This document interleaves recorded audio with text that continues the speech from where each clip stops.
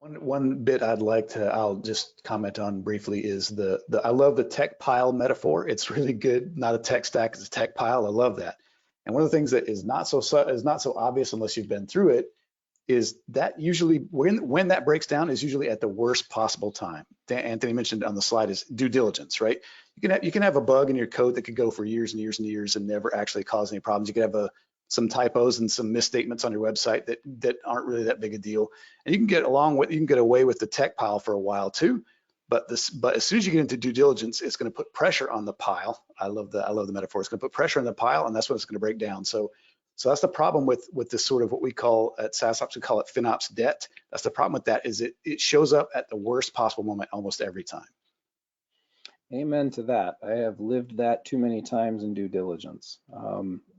So, all right, let's talk about how to keep that from happening. This is how you fix it. This is how we fix it. The first thing, it's like when you go to see the doctor, okay? When you step into the doctor's office for the first time and you're a new patient, one of the things that they do when they first bring you in the office is they do this thing called a review of systems and a history.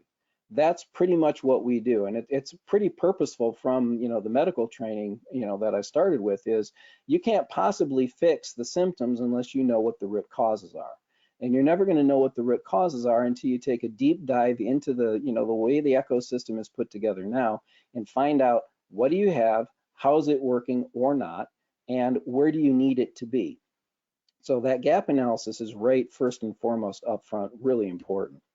And then from that, you're going to create a master plan, and you should, because what you want to do is not just fix what you have right now, but anticipate what your growth is going to be like in the future, so that you're planning ahead and saying, okay, well, if I expect us to hit this revenue, what kind of things are going to start breaking? Well, let's make sure that system's not in place or that process isn't scalable.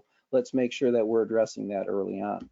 So you get your B2B best practices, make sure that you're following the best practice for the industry, and then use a proven tech stack, because I can tell you, I'm not being shy about it, SaaS Optics is the best SaaS metrics tool out there. There just isn't one better.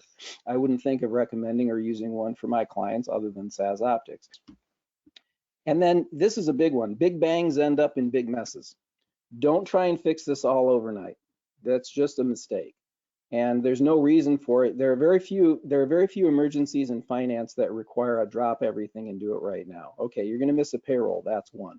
But outside of that, there really isn't much. So you do have time to fix these things. And I'm not talking months and months. I'm talking a few, weeks to months, not months to years, to fix these things. And if you have a proven process, it's easy to say, okay, here's how we fix it. But control that deployment, and I'll talk about the phases that we typically roll these out. The deployments on these things. And then more important for us in particular is to empower internal resources.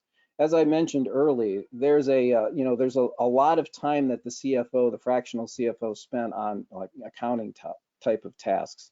So when we're done putting these systems together, we're making sure as we do that through each step to make sure that we're educating and empowering the people inside the company that we're setting them up on, so that they know how to run them themselves and not use outside resources. I'll tell you right now, accounting is not rocket science. It really isn't. It's something that's actually fairly straightforward to follow. Yeah, you may not be the most exciting thing in the world, but it's fairly straightforward to do. It's not a lot of mystery. It follows rules that are fairly well established. And then in the end, what is that very targeted and limited support?